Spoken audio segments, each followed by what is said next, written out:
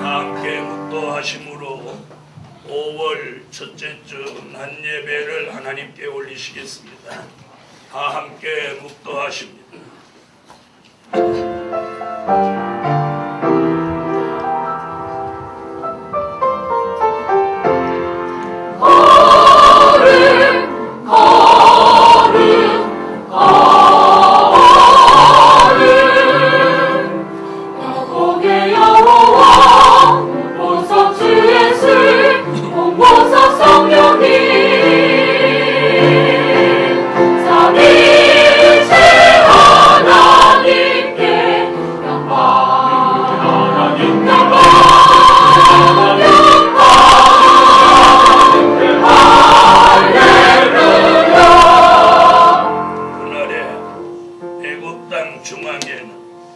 여호와를 위하여 제단이 있겠고 그 변경에는 여호와를 위하여 기둥이 있을 것이고 이것이 애굽 땅에서 만군의 여호와를 위하여 표적과 증거가 되리니 이는 그들이 그 압박하는 자의 연고로 여호와께 부르짖겠고 여호와께서는 한 구원자 보호자를 보내사 그들을 건지실 것입니다. 다같이 사도신경으로 신앙 고백 올리시겠습니다. 전능하사 천지를 만드신 하나님 아버지를 내가 믿사오니 그의 아들 우리 주 예수 그리스도를 믿사오니 이는 성령으로 잉태하사 동정녀 마리아에게 나시고 본디오 빌라도에게 고난을 받으사 십자가에 못 박혀 죽으시고 장사한 지 사흘 만에 죽은 자 가운데서 다시 살아나시고 하늘에 오르사 전능하신 하나님 우편에 앉아 계시고 저리로서 산자와 죽은 자를 심판하러 오시고 성령을 믿사오니 거룩한 교회와 성도가 서로 교통하는 것 죄를 사하여 주시는 것과 몸이 다시 사는 것과 영원히 사는 것을 믿사옵나이다. 아멘. 제14장 찬양 올립니다. 14장입니다.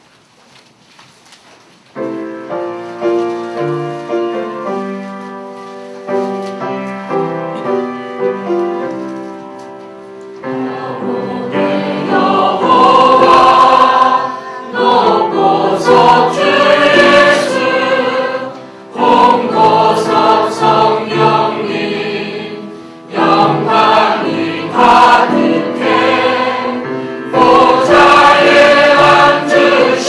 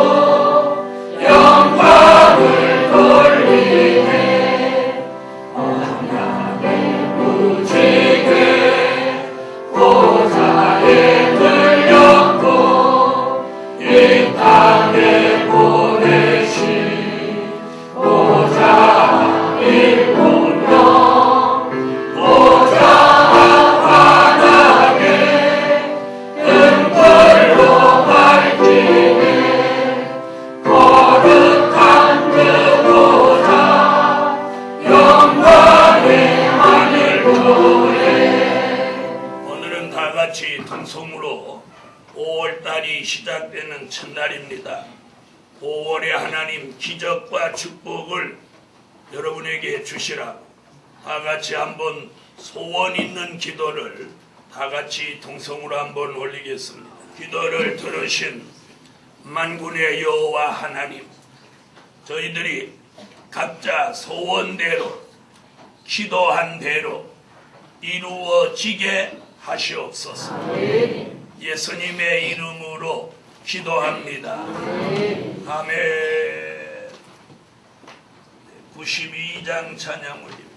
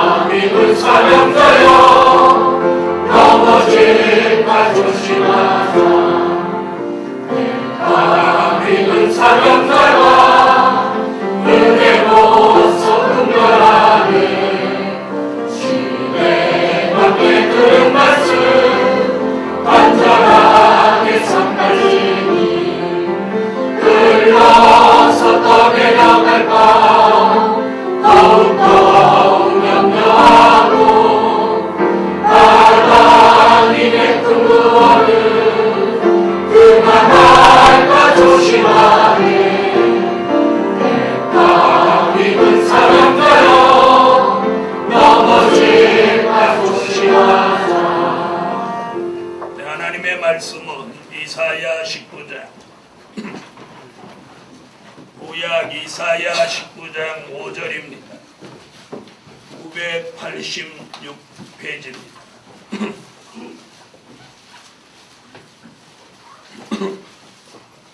이사야 19장 5절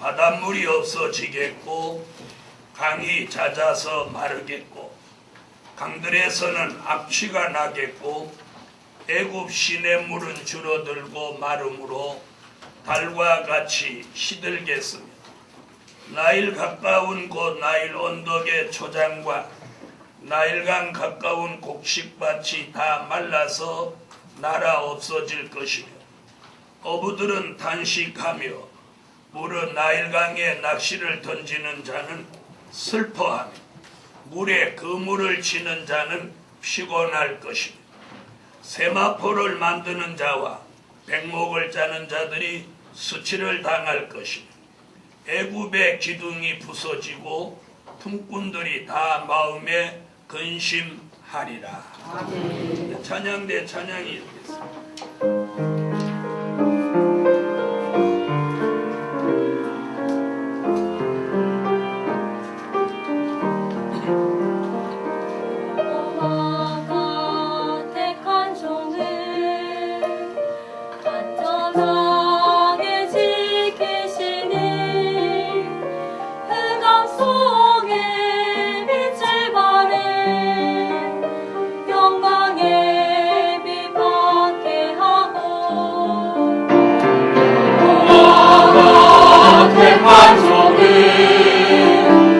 안전하게 지키시니 흑암 속에 빛을 발해 영광의 빛 받게 하고 졸며 자던 택한 종이 새 역사로 밝아져서 주의 나라 바라보니 피해받지 않는다네.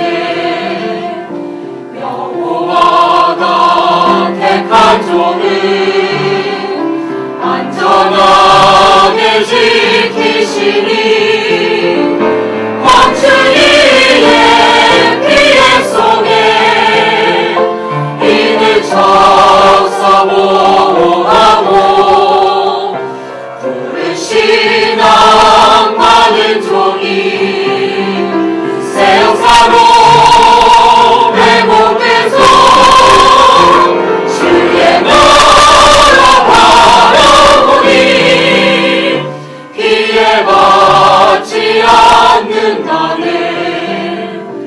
여호와가 택한 종을 안전하게 지키시니 경제 난제 피해 속에 물질 주어 축복하고 기름 부어 세우시고 말씀 주어 세우셔서 주의 나라 바라보니 피해받지 않는다네.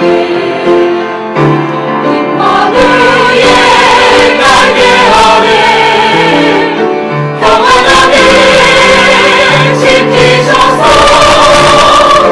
주의 나라 바라보니 피해받지 않는다네. 오늘 설교해드릴 말씀의 제목은 종말의 징조입니다. 종말의 징조. 언젠가도 말씀드렸듯이 마태복음 24장 3절 이하에 보면 어느 날 제자들이 예수님을 찾아와서 종용이 이렇게 물어봤습니다. 예수님이 임하실 날과 세상 끝에는 무슨 징조가 있겠습니까? 이렇게 예수님한테 여쭤보았어요. 그랬더니 예수님이 뭐라고 말씀하셨는고 하니 제일 첫 마디가 사람의 미혹을 주의하라. 누구 조심하라? 마지막에는 사람을 조심해라. 사람 조심해라. 그 다음에 하신 말씀이 뭐냐면 같은 민족끼리 싸우는 환난을 너희가 조심해라. 그 다음에 하신 말씀이 뭐냐면 처처에 기근과 지진이 있을 것이다. 그 다음에 많은 사람이 시험에 빠져서 서로 잡아주고 미워할 것이다. 그리고 여기저기서 내가 예수다 그러는 거짓 선지자들이 많이 일어날 것이다. 그리고 많은 사람들이 예수를 믿는다고 하면서 사랑이 다 식어져서 교회 안에서도 사랑을 찾아볼 수 없게 될 것이다. 그런 일이 있더라도 너희는 끝까지 견뎌라. 아멘. 그러면 구원을 얻으리라. 아멘. 이런 말씀을 여러 번 여러분에게 전해드린 것 같습니다. 오늘은 다른 쪽에서 종말의 징조를 말씀해 드리려고 합니다. 이번 5월달은 종말의 징조와 재난의 시작이라는 주제를 5월 한 달의 주제로 삼고 오늘 첫 주일 첫날 첫 시간에 종말의 징조, 이 종말이라고 하면 사람들은 하늘과 땅이 이렇게 딱 맞닿아 가지고 끝이 나는 걸 생각합니다. 많은 사람들이 종말이라는 말, 말세라는 말, 세상 끝이라는 말을 많이 합니다만 진정한 진리의 종말은 끝이 아니라 끝과 더불어 새로운 시작입니다. 할렐루야. 그래서 사람도 죽는 것으로 끝나는 사람이 있고 그 죽음과 함께 새로운 영혼이 낙원에서 새로운 시작을 믿는 사람이 있습니다. 그래서 그런 새로운 영혼의 세계를 믿는 사람은 뭘 두려워하지 않느냐? 죽음을 두려워하지 않습니다. 자, 오늘 저는 이 종말의 징조라고 하는 그 기준을 어디에 두느냐면 이 지구가 없어진다, 사라진다 이런 종말을 말씀드리는 게 아니고 우리가 늘 기다리고 사모하는 주님이 오실 날이 가까운 것을 종말로 말하는 것입니다. 그런 주의 재림이 임박할 날이 가까워 올 때에 종말의 징조는 어떻게 나타나느냐. 첫째, 환경이 파괴되고 오염되는 것이 종말의 징조입니다. 자, 오늘 본문 5절로 6절을 다 같이 한번 읽어보세요. 이사야 19장 5절로 6절 읽으세요. 바닷물이 없어지고 강이 잦아서 마르고 강물에서 아무나 안 되고 애로시는 줄어들고 말과 자, 여기 보니까 무슨 얘기가 나왔느냐면 바닷물, 강물 얘기가 나왔어요. 그리고 또 무슨 물? 대답 못 하시는 분은 그냥 건성으로 읽은 거예요. 자, 지금 물의 종류가 3가지 나왔어요. 무슨 물, 무슨 물? 바닷물, 강물, 시냇물. 그렇죠? 물 종류가 바닷물, 강물, 시냇물 이렇게 3가지를 말씀했단 말이에요.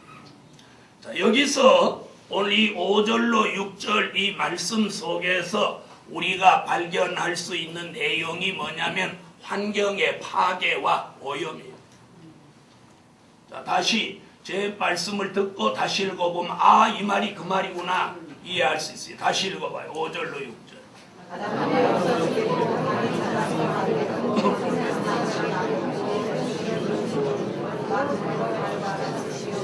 자, 내용이 무슨 말이에요? 바닷물이 줄어들어서 없어진다. 바닷물이 없어진다. 그 다음에 강물에서는 악취가 난다. 시냇물은 줄어들고 마른다. 그럼 이 예언을 이사야라는 선지자가 지금로부터 2750년 전에 예언했어요. 그런데 그 예언이 지금 우리 시대에 와서 이루어졌나요? 안 이루어졌나요? 아, 이루어졌어요? 안 이루어졌어요? 이루어졌죠? 우리가 한 몇십 년 전에 바닷가를 갔다 온 사람이 지금쯤 그 바닷가를 가면 바닷물이 현저히 줄어들었다는 것을 느낄 수 있어요. 뭘 보고 느낄 수 있느냐? 바닷물이 들어와서 이렇게 차고 있던 곳까지 이렇게 산이나 그런 곳에 보면 이렇게 표가 납니다. 그렇죠? 표가 나요. 그런데 그게 이렇게 내려가면 거기는 아무것도 그 생물이 없어요. 그걸로 보면 알죠. 그 다음에 선착장이 조만큼 내려가 있단 말이에요. 잘 모르시죠? 그냥 건성으로 다녀요. 그죠? 그것으로 뭘 증명하는 거야? 바닷물이. 그래서 이 선착장에 가보면 밀물이 들어왔을 때 선착장의 높이하고 썰물이 갔을 때 선착장의 높이하고 큰 편차가 납니다. 전체적으로 바닷물이 줄어든다는 이사야의 선지자가 예언한 말씀이 현실화됐다.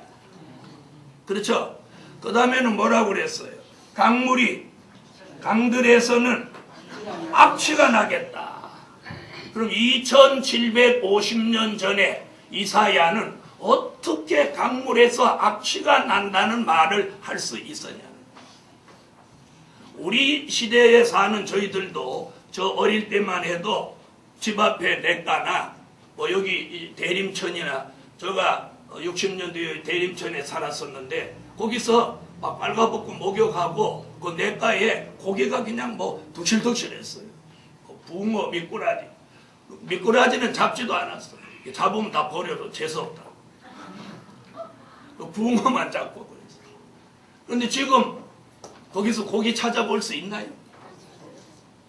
네, 강물이 악취가 나. 그 다음에 뭐라고 그랬어요? 시냇물이, 강이 잦아서 마르겠고, 그래서 전에 배 타고 다니던 강물이 지금 배가 못 다니는 거예요. 그래서 금강도 가보면 그렇고, 네, 낙동강도 가보면 그래요. 그래서 배 타고 다니던 강이 물이 없어 배를 못 타고 다녀요. 그뿐이 아닙니다. 강물이 다 썩어서 강에서 악취가 나죠.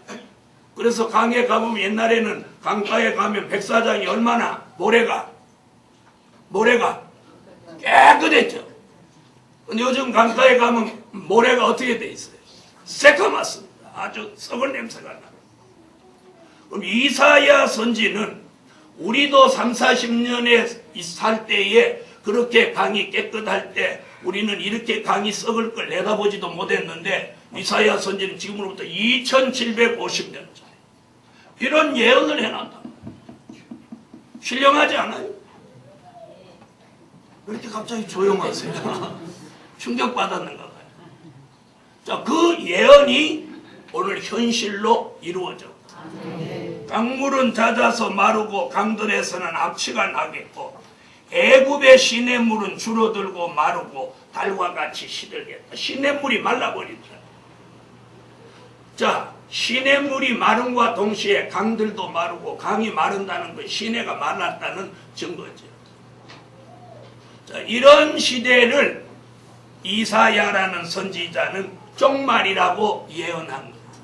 이런 일이 자연의 환경이 파괴되고 환경이 오염되고 이런 현실이 닥쳐오는 것을 이 세상의 종말, 그것이 너희가 보거든 그걸 징조로 알아라. 아멘. 그래서 오늘 이 말씀에 근거해서 우리 시대가 종말이라는 거예요. 종말. 그러면 앞으로 더 할까요? 덜 할까요? 더 합니다. 자, 일기예보에서 오늘과 내일의 중국의 황사가 우리 대한민국에 아주 엄청나고 독한 황사가 도착한다. 우리 비 끝이자마자 또 황사가. 우리나라가 아무리 환경을 잘 하려고 그래도 저 중국이라고 하는 나라와 몽골하는 나라로부터 이 날라오는 황사를 이게 뭐 방충망을 쳐서 막을 수도 없고 막 선풍기를 서해안에다가 막 설치해갖고 오는 바람을 반대로 지금 몰아넣을 수도 없는 거예요. 그러니까 우리나라가 아무리 환경 관리를 잘해도 저 몽골, 중국이라는 이 나라들이 환경을 생각하지 않기 때문에 이 바람의 흐름을 따라오는 거 이거 막을 수 없는 거예요. 자, 이게 현실입니다. 현실. 자, 이것이 성경의 예언이에요. 그래서 환경이 파괴된다, 환경이 오염된다. 이사야가 예언한 그 예언이 성취되는 그때를 이사야는 뭐라고? 종말이다. 종말이다. 종말이다.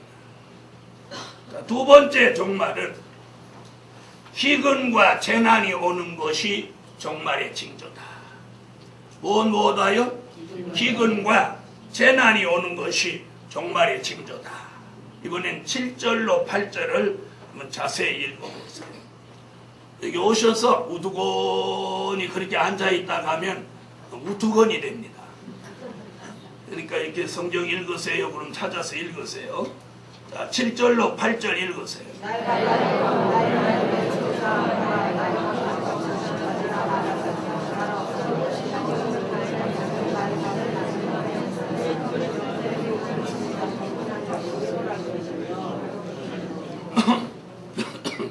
자, 뭐라고 그랬나 보세요. 자, 나일 가까운 곳 나일 언덕의 초장과 나일강 가까운 곡식밭이 다 말라서 나라 없어질 것이다. 이 성경을 중심한 그 이스라엘을 중심한 그 주변 국가에서 가장 곡창지대가 어디냐면 요 나일강가입니다. 나일강. 나일강이 어디 있는 강이냐면 이집트에 있는 강이에요. 그러니까 아프리카 입구에 있는 홍해 바다가에 있는 이집트라는 나라. 아시죠? 옛날에는 애굽이고 지금은 이집트입니다. 이집트. 아세요? 네, 그 나라에 나일강이 있었죠. 나일강에다가 누구를 띄웠던 사실이 있어요. 갈대상자에다가 모세를 담아서 띄웠던 그 나일강. 그 나일강 유역이 가장 초장이 많고 가장 곡식밭이 가장 많은 곳이에요. 그래서 요셉이 총리가 돼가지고 7년 풍년 들었을 때 뭘 저장했든 곡식을 저장했어요. 그래서 그 나일강 유역이 초장이 가장 많고 곡식밭이 제일 잘 되는데 지금 이사야가 거기를 비유해서 뭐라고 그래요? 초장과 곡식밭이 다 말라서 나라 없어질 것이다. 나라 없어질 것이다. 이게 뭐에 대한 예언이에요? 기근과 재난에 대한 예언이에요. 앞으로 이 농사 짓는 게 어려워지는 시대가 오는 거예요. 자, 그 다음에 8절에 무슨 얘기를 하냐면 어부들은 탄식하며 물은 나일강에 낚시를 던지는 자는 슬퍼하며 물에 그물을 치는 자는 피곤할 것이며. 이게 무슨 말이에요? 강물이 다 오염돼서 환경이 파괴되고 물이 더러워지고 악취가 나니까 고기가 뭐다요? 안 잡히는 거예요. 그러니까 그물을 치는 자들이 피곤하다고 하는 얘기는 그물을 내렸다 올렸다 내렸다 올렸다만 하지 고기가 안 잡히는 거예요. 그 일이 그 당시 예언 같지만 그 당시 예언이 오늘 우리 시대에 이루어져서 여러분 가끔 얘기를 들어보면 우리나라 동해안 서해안에서도 가까운 어장에서는 고기가 잡히지 않아서 멀리까지 어장으로 고기를 잡으러 가니까 멀리까지 가야 되니까 어떤 현상이 일어나요? 기름값은 많이 들고 가도 고기는 넉넉하게 안 잡히고 이래서 옛날에는 나갔다 하면은 깃발 꽂고 만선 표시를 하고 들어오는데 지금은 그냥 몇 광줄이 잡아가지고 오는 기름값도 안 나온다는 거예요. 이런 현실을 이사야 선지는 지금으로부터 2750년 전에 이런 시대가 올 것을 예언했다는 거예요. 그러면 이런 예언이 이루어지기 시작하면 이는 급속도로 이루어집니다. 여러분 한 번 썩은 물을 정화시키는데 며칠 몇 달 만에 그것이 정화될까요? 여러분 강가에 썩은 모래 썩은 그 흙이 쌓인 걸 무슨 수로 그걸 정화시키겠어요? 정화 못 시킵니다. 정화 못 시킵니다. 그래서 우리가 한강물도 이렇게 겉으로 이렇게 보는 새파랗고 깨끗하게 보이는 그 물 보지 마세요. 저 밑에 들어가면 무인지경이 그 안에 들어가면 아주 형편무인지경. 여러분 여기서 오늘 우리가 물이 오염되고 환경이 파괴됨으로 오는 기근과 재난은 우리에게 굉장한 생명에 타격을 주는 거예요. 자, 우리가 매일매일 무엇 없이 못 살아요? 물이 없이 못 산다. 물이 없이. 그리고 우리 인체의 70%가 수분이라고 하죠. 물이라고 하는. 그러니까 매일매일 물을 안 드시고는 못 견디는 거예요. 자, 그런데 그 물이 다 바닷물, 또 강물, 시냇물이 다 썩어서 오염되고 그 강가에 있는 곡식밭이 다 말라 없어지고 고기 잡는 어부는 매일 낚시를 내려도 고기가 물지 않고 그물을 쳐도 고기가 안 올라와서 피곤하기만 하다. 이 성경의 예언이 그럼 현실적으로 이루어졌나요? 안 이루어졌나요? 이루어졌죠. 자, 종말의 징조는 환경이 파괴되고 오염되는 것이 종말의 징조다. 기근과 재난이 오는 것이 종말의 징조다. 그 다음 세 번째, 경제 난제와 실업 대란이 오는 것이 종말의 징조다. 사람들은 막 경제가 어렵고 실업 대란이 오니까 야 못 살겠다 어쩌고 저쩌고 막 이러는데 이게 성경의 예언을 응하는 겁니다. 자, 그 말씀 어디 있나? 9절로 10절을 보세요. 오늘 본문 9절로 10절. 자, 다 같이 9절로 10절 읽어주세요.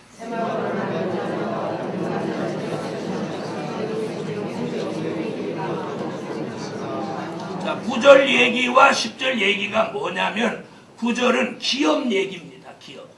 세마포를 만든다. 이게 뭐예요? 제조업 얘기하는 거예요. 제조업. 백목을 짠다. 이게 뭐예요? 제조업 얘기예요. 그 제조업에서 물건을 만들어 놔도 무엇할 사람이 없어. 사는 사람이 없어. 사는 사람. 이게 경제 난제. 경제 난제. 그 다음에 10절 얘기가 뭐예요? 품꾼들이 다 마음에 근심하리라. 이게 뭐예요? 실업대란. 실업자가 막 속출한다는 거예요.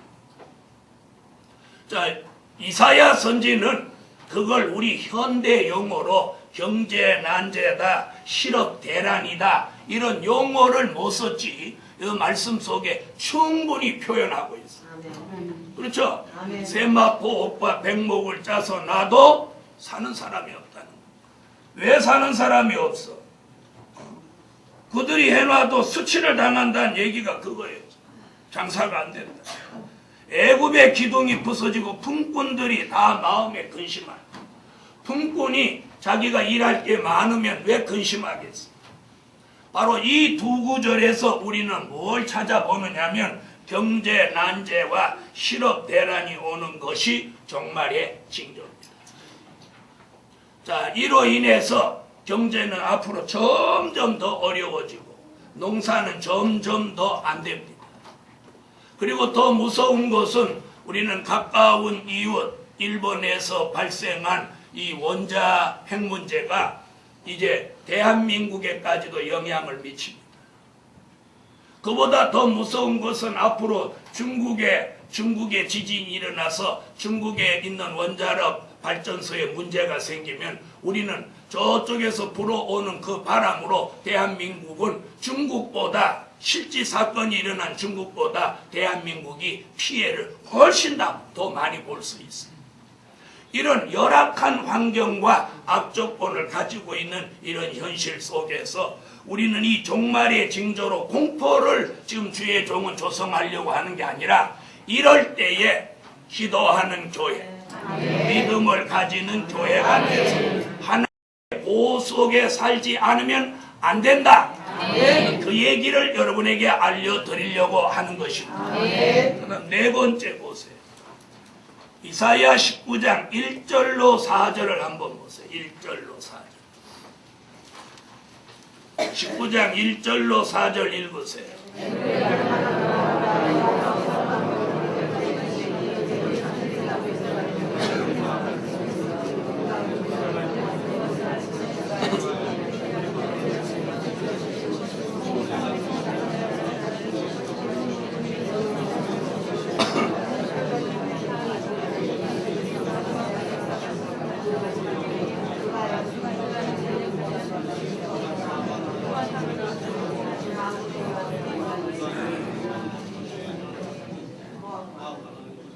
자, 내용이 무슨 내용이냐면 주님이 빠른 구름 타고 이 세상에 강림하실 때가 가까워 오면 우상이 득세한다는 거예요.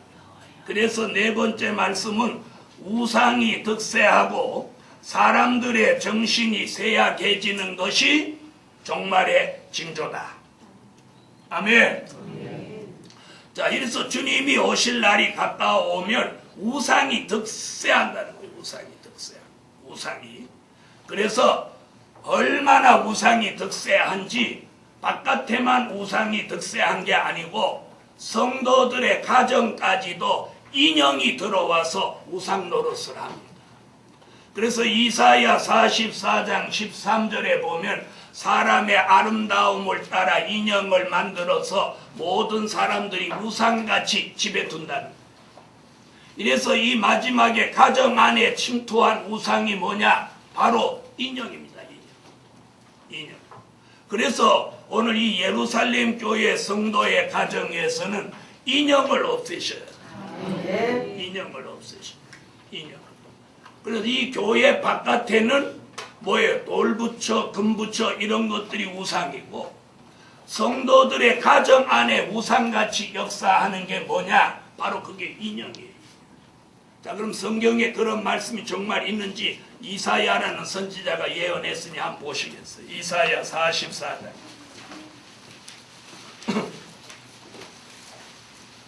네, 13절을 보시면 되겠습니다. 13절 읽어주세요.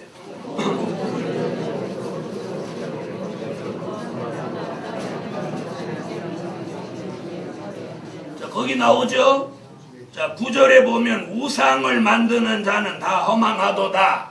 9절부터 우상 얘기가 쭉 나오면서 우상 얘기 중에 13절에 사람의 아름다움을 따라서 인형을 새겨 집에 두고 이 얘기합니다. 성도의 가정에 인형이 우상으로 지금 성도의 가정 안에까지 들어왔다.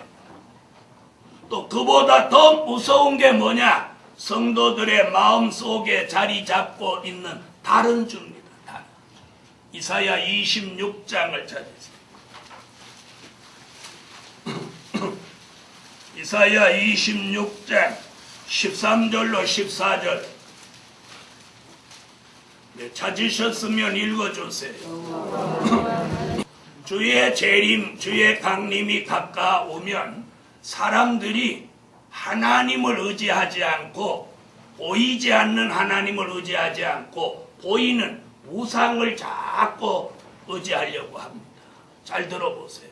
그래서 교회 밖에는 아까 말한 대로 부처 같은 걸 만들어 놓고 시골에 가면 천하 대장군, 지하 여장군 그래서 장승을 만들어 놓고 천주교와 기독교까지 베드로상, 예수상을, 마리아상을 만들어 놓았어요.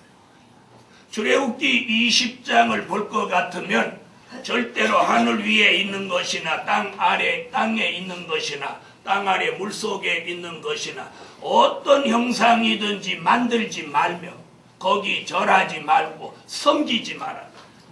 그 첫 번째 얘기가 뭐냐면 만들지 말라는 거예요. 만들지 않으면 무엇하지도 않아. 만들지 않으면 섬기지도 않는 거예요. 또 절하지도 않는 거예요. 그래서 무엇을 이렇게 무슨 형상이 있는지 만들어내는 게 이게 범죄의 요소가 되는 거예요. 어떤 형상이든지 하나도 만들지 않으면 되는 거예요. 그래서 출애굽기 20장에 뭐라고 해요? 만들지 말라는 거예요. 그래서 우리가 무엇이든지 만들면 안 돼요. 이렇게 만들어 놓고 그걸 섬기는 걸 우리는 유형적인 우상이라고 합니다. 만질 수 있고 눈에 보이는 걸 유형적인 우상이라고 하는. 그런데 그것이 성도의 가정에 들어올 때 이게 무슨 돌부처 이런 거 금부처 이렇게 우상으로 들어오면 성도가 거부하지. 그렇죠? 아, 그건 안 돼. 이렇게 하는데 뭘로 들어와? 인형으로 들어오는 거예요. 인형으로 들어오는. 그래서 아이들이 예수님하고는 같이 못 자도 인형은 안고 잔다. 그래서 어려서부터 그 아이한테 자꾸 아이를 키우면서 인형을 줘서 인형을 안고 자게 하고 그러면 그 아이 마음속에 인형이 주가 되는 거예요. 이게 결국 우상이 된다는 걸 이사야가 지금 44장 13절에 딱 말씀하고 있어요. 이제는 목사님들 가정에까지도 바로 이런 것들이 들어와 있다. 그걸 우상인지 아무도 모른단 말이에요. 그냥 인형인데 뭐 우상이냐. 내가 섬기지도 않는데. 그러나 만들지 말라는데 벌써 걸려 있어요. 그리고 이사야 44장 지금 13절에 뭐라고 하고 있어요. 인형을 새겨 집에 두게 하고, 이 두는 자체가 우상이라. 이렇게 말하면 어떤 분들은 저를 극단적인 보수주의자라고도 말하지만 성경은 그런 거예요. 성경은. 아멘. 그 다음에 더 무서운 것은 보이지 않는 무형적인 우상이에요. 금방 읽은 이사야 26장 13절로 14절에 다른 주가 우리 마음 속에 들어와서 우리 마음과 심령을 지배한다는 거예요. 예수 그리스도가 주시는 말씀과 주님이 우리 마음과 생각을 지배해야 되는데 이 다른 것이 들어와서 예수 말고 다른 것이 들어와서 이걸 지배한다. 이것이 다른 줄 아는 거예요. 그것을 오늘 버려야만 우리에게 은혜가 있고 구원이 있습니다. 이런 것들이 득세하는 시대가 뭐다? 종말의 징조. 종말의 징조.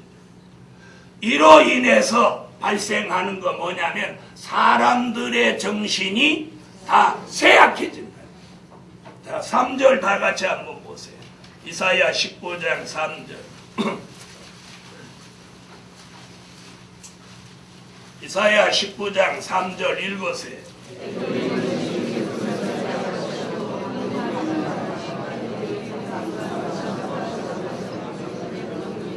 자, 애굽인의 정신이 그 속에서 뭐 쇠약할 것이며, 그래서 이 정신 쇠약이 온 증거가 뭐냐면 그 뒤에 무슨 말이에요? 어디 가서 자꾸 물어보려고 한다. 그런데 하나님에게 물어보지 않고 뭐에게 물어봐? 네? 이렇게 말했어요. 우상에게 물어보고, 마술사에게 물어보고, 신접한 자에게 물어보고, 요술객에게 물어본다. 여러분이 여러분의 일을 제일 잘합니다. 그렇죠? 자기의 일을 자기가 제일 잘 알아요. 그런데 남에게 가서 자꾸 물어보는 것은 이는 무슨 세약 온 거야? 정신 세약이 온 거야. 그래서 이 정신의 세약이 오면, 잘 들어보세요. 정신이 쇠약해지면 어떤 현상이 일어나느냐? 그것을 세상에서 정신과에서는 뭐라고 하느냐면 정신병이라고 하기 전에 우울증이라고. 우울증.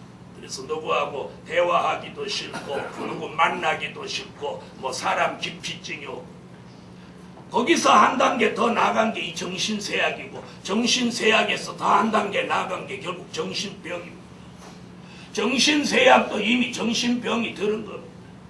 그래서 이 정신쇠약이 걸린 사람은 어떤 현상이 일어나? 힘든 걸 못 참아요. 힘든 걸 못 참아.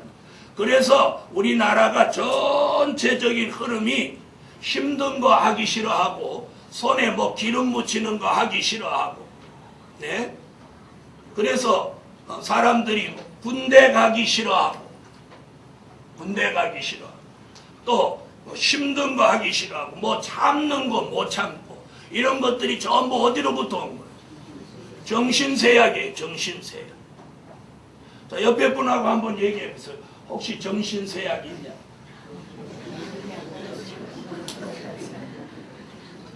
뭔 소리여? 내가 김정신인데. 여러분, 정신쇠약이 뭐냐? 그래서 정신쇠약 중에 가장 경미한 게 뭐냐면 건망증이에요. 예루살렘 교회여, 자신의 환경이나 생활을 비관하고 그걸로 슬퍼하지 마시고, 하나님이 여러분에게 은혜를 주셔서 오늘까지 정신이 맑고 투명하게, 오늘도 하나님의 전에 나와서 내가 찬양하고 하나님을 아버지라고 부르고 예수 그리스도 그분을 나의 구주로 믿을 수 있는 그 정신을 여러분에게 주신 그 하나님을 찬양하고 그걸 감사하세요. 그걸 감사하며 믿음으로 열심히 살며 환경도 좋아지고 생활도 좋아지고 건강도 좋아지는 것은 믿음의 기본이에요. 믿음의 기본. 믿음의 기본이에요. 마지막 5번째. 지진과 해일이 일어나는 것이 종말의 징조다. 여러분, 앞으로 지진이 자꾸 일어납니다. 며칠 전에 지질학자가 나와서 얘기하는데 전 세계에 1년에 지진이 수만 번 일어난다. 수만 번. 그것이 다 발표되지 않아서 그렇지 뭐 6.5, 7.0, 뭐 8.9. 이렇게 강진 일어나는 것만 매스컴에서 하는 거지 뭐 2.3, 1.2, 뭐 3.0 이런 거 일어나는 건 발표도 안 되잖아요. 그런 걸 다 통합하면 지구상에서 일어나는 지진이 1년에 수만 건이라는 수만. 거기에 비한다면 대한민국은 상당히 안전한 나라다. 이런 표현을 하십니다. 무슨 말인지 아시죠? 세계에 일어나는 지진이 수만 건인데 우리나라 일어나는 지진은 1년에 뭐 몇십 번, 100여 번 이런 수준이니까 아주 미미하다. 그러나 안전할 수는 없다. 여러분, 세계 어느 나라도 안전한 나라는 없습니다. 왜? 성경에 지진과 해일이 일어나는 것이 과학적으로는 무슨 판의 움직임이다 이렇게 얘기하지만 성경은 이게 종말의 징조로 보는 거예요. 그럼 지금부터 성경을 한번 찾아볼 테니까 성경은 지진을 어떻게 말했는지 한번 보자고요. 이사야 24장.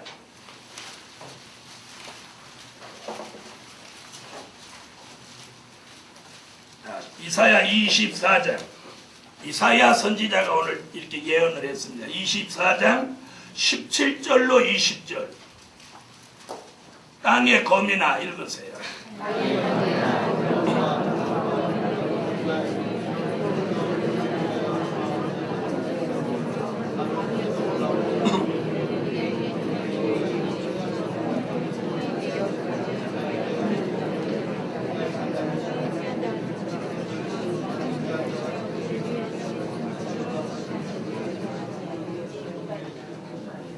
자, 뭐라고 그랬어요? 18절 하반절에 보니까 땅의 기초가 진동함이라.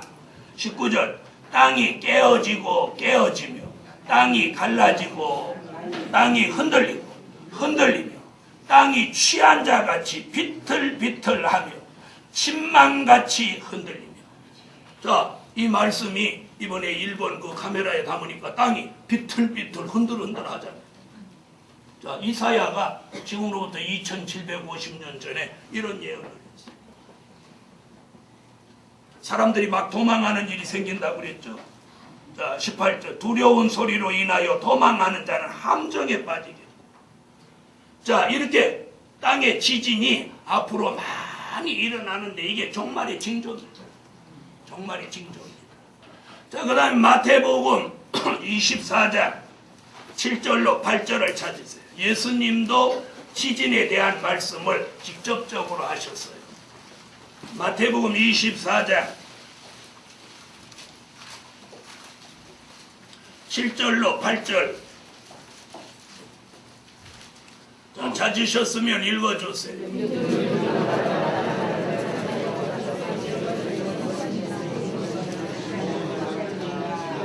자, 이런 일이 있어도 끝은 아직 아니고 이게 뭐래요? 재난의 시작이다. 이게 지금 시작에 불과한 거예요. 시작에 불과한 일이 일본에 있는 한 마을, 한 도시를 초토화시켰습니다. 사랑하는 예루살렘 교회 성도들이 오늘 지진과 해일이 일어나는 것이 이는 성경적으로 볼 때 종말의 징조라는 거예요. 그럼 해일에 대한 예언을 보겠습니다. 아모스 9장을 찾겠습니다.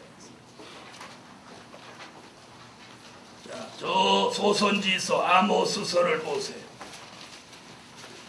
아모스 9장 6절. 이 아모스라는 선지자가 해일이 일어날 걸 예언했어요. 자, 아모스 9장 1283페이지예요.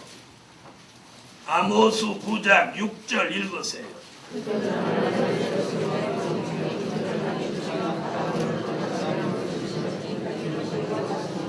저 여기 나오죠? 뭐라고 그랬어요? 바닷물을 불러 지면에 쏟으시는 자니. 바닷물을 불러 지면에 쏟으신다. 이게 뭐에 대한 예언이에요? 해일. 자, 이번에 일본에 그 일본 용어로는 쓰나미라고 그랬죠. 자, 일본에서 지진이 일어나면서 바닷물이 높이가 몇 미터?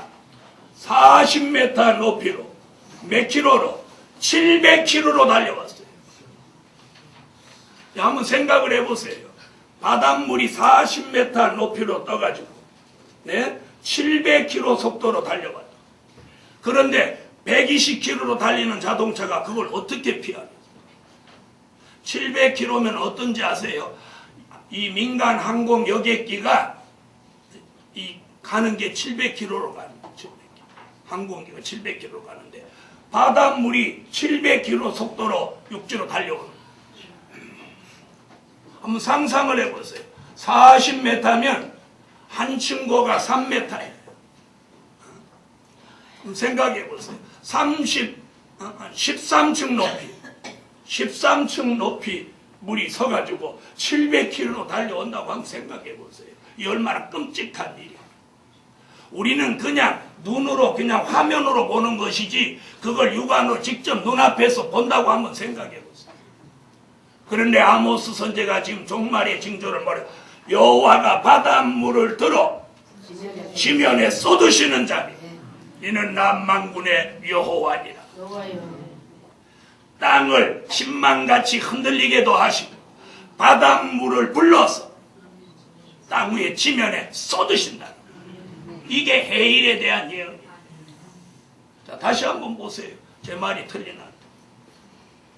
아모스라는 선지자는 해일이라는 용어를 쓸 줄 모르니까 눈에 보이는 대로 그렇게 예언합니다. 자, 읽어보세요. 9장 6절.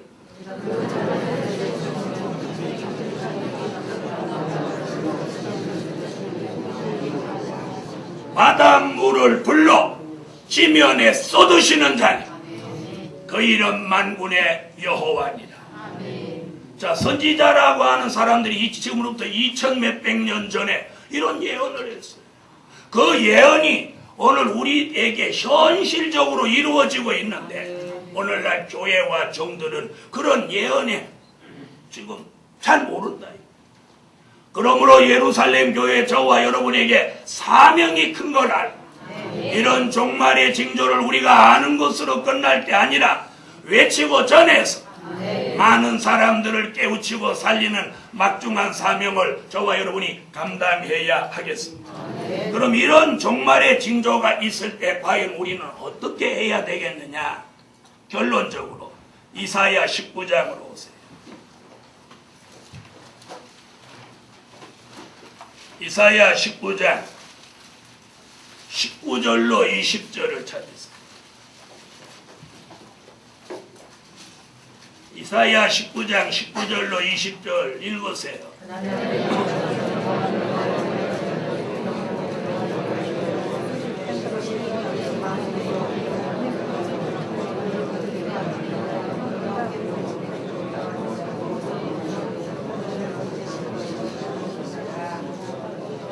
자, 결론은 뭐냐? 부르짖는 제단이 되라는. 그래서 결론, 부르짖는 제단을 구원하신다. 이런 종말의 징조가 있어도 부르짖는 제단을 구원하신다. 이 부르짖는다는 말이 뭐예요? 간절한 기도입니다. 간절한 기도를 하는 교회를 구원하신다. 그러므로 오늘 종말의 징조를 깨달으셨다면 저와 여러분은 간절한 기도를 하는 교회가 됩시다. 기도드립니다. 하늘의 하나님, 참으로 감사합니다. 우리에게 종말의 징조를 깨우쳐 주셨고 우리가 종말의 징조를 분별했다면 우리가 부르짖는 제단, 간절한 기도를 하는 사람이 되게 하여 주세요. 부르짖는 제단을 구원하신다고 했으니 부르짖고 기도하는 저희들을 이 마지막 때에 건져주시고 구원해 주시는 역사가 성경대로 이루어지게 하여 주세요. 예수님의 이름으로 기도합니다. 아멘. 84장 찬양을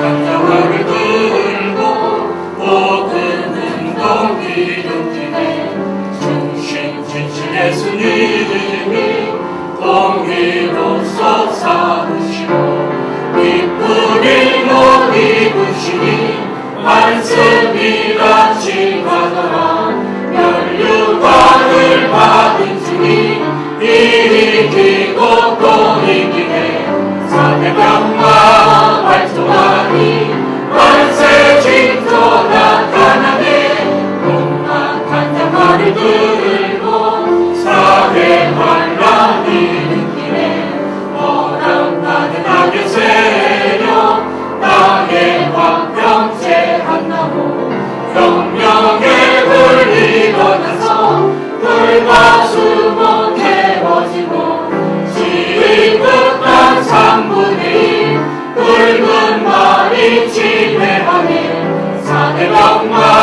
활동하니 말세 징조 나타나네 음악한 자 저울 들고 경제 환란 일으키네 한대하는 우린 한대요 한대하는 원골이 섰네 사치 연락은 나다니 하늘 세상이 이루어지고 더러운 영 모여드니 귀신의 처소되네 사대명마 활동하니 말세 징조 나타나네 정황생만 인정하여 계율주의 일으키네 한자일 사망이니 음부가 뒤따르고 공마음마 타협하니 정황생말 이루어지고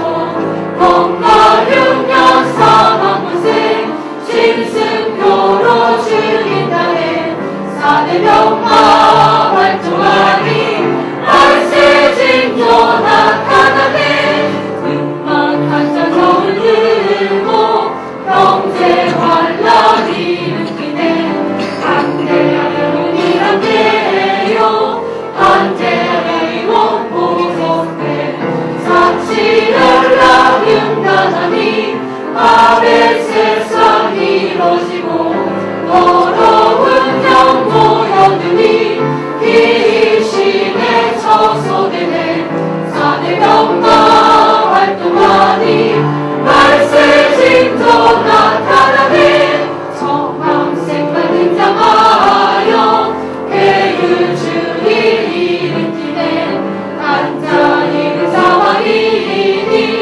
음부가 뒤따르고 온마음과 타협하니 정황생말 이루어지고 건강흉년 사망권세 짐승표로 죽인다네 사대명마 활동하니 말세 징조 나타나네 드려진 물질 위에 기도 올립니다. 하늘의 하나님, 적은 것을 많게 하시고 없는 것을 있게 하실 수 있는 하나님, 저희들의 직장에도 사업장에도 기적을 주시고 저희들의 가정, 저희들의 삶 속에도 물질의 기적을 주셔서 물질로 궁핍을 당하거나 시험을 당하거나 물질로 난제를 당하지 않도록 가면 갈수록 물질의 기적이 저희들의 삶 속에 풍요롭고 풍성하게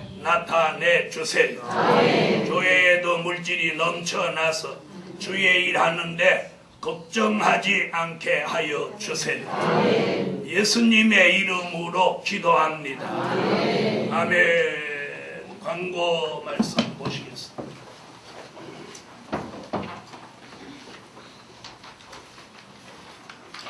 네, 예배 후에 당회와 직원회의가 있겠습니다. 식사 마치고 내일부터 168차 성회가 종말의 징조와 재난의 시작이라는 주제로 한 주간 성회가 있겠습니다.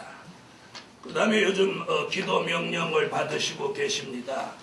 기도 명령을 받으셔서 기도하시는 분들은 이왕 기도하시는 거 기쁜 마음으로 더 열심히 기도해 주셔서 여러분의 기도가 3대 기적을 이루어내는 그런 원동력이 되어 주셨으면 감사하겠습니다. 5번째 광고 보시고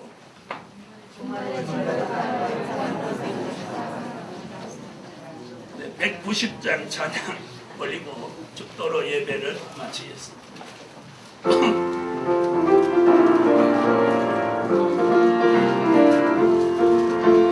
여호와가 사명자에 내가 사상력 그 안에 모든 위한 절백성을 가졌는지 검열하고 그의 나의 일에 져서 사상을 자식겨주니 주를 위해 돈을 위해 목숨 거는 저희에게 여호와가 사명자에 내가 사상력 그 안에 들여보지 않내 안을 가졌는지 검열하고 흔들리지 않는 사상 평범하게 우전되니 원수 대적인 연애니 승리의 종 만드시네 여호와가 사명자에 내가 사상력 그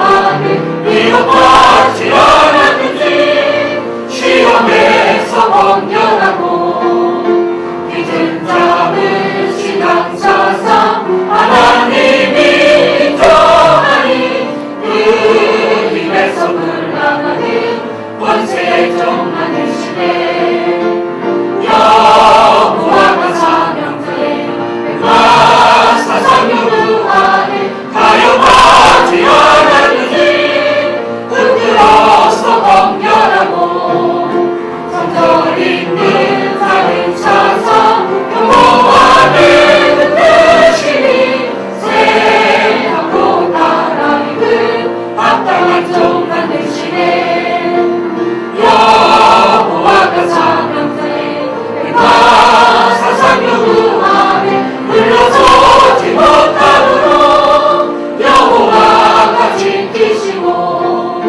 달려가는 종의 앞에 머리 역사도 커지니 많은 사람 살려내니 세상의 종 만드시네 지금은 우리 주 예수 그리스도의 무한하신 은혜와 하늘에 계신 하나님의 극진하신 사랑과 7영의 완전케 하시는 역사가 종말의 징조를 바라보고 부르짖는 종들 머리 위에 지금으로 영원토록 함께 하시기를 축원하옵나이다.